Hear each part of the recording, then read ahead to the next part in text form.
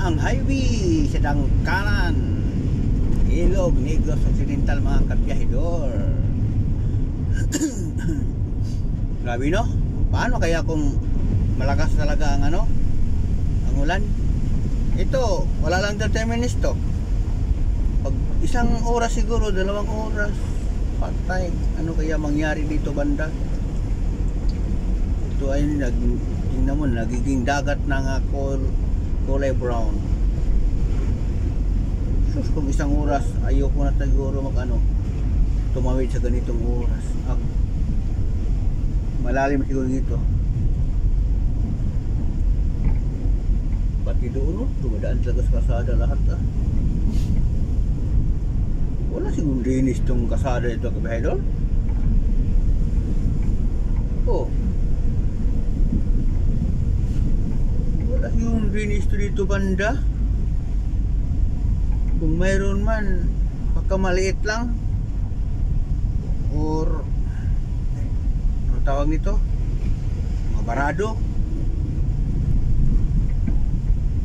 So dito naman ang posisyon sa kabila, sa ibang lugar wala naman. Talaga naman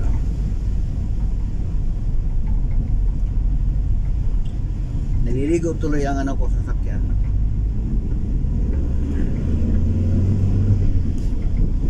Dito banda, di ba man? Bridge, dito lang may ilog. Ngayon lang ko kitang bridge na walang ilog, walang tubig na madaan. Oh, mayroon na naman dito. Tipaklong na itong, wow, daming baha dito sa kanila. Abundant sila ng tubig dito, kabiyahidor, sa ilog. Naku, parang mas lalim-lalim pa yata dito. Pati kawawa dito mga kotse. Ay, naku. Pag ganito kabiyahidor, matatakot talaga ako kasi paano lang kung masira itong sasakyan ko. Hindi to sa akin. Pero kapag kabiyahidor, pag walang dumadaan talaga dito ng mga medyo mababa sa sasakyan ko, hindi talaga akong mangahas kasi mahirap na. Pero kung may unang dumadaan, daan na rin ako. Para kung tumirik man, sabay-sabay na kaming lahat. Grabe naman. Daming tubig dito. Wala na.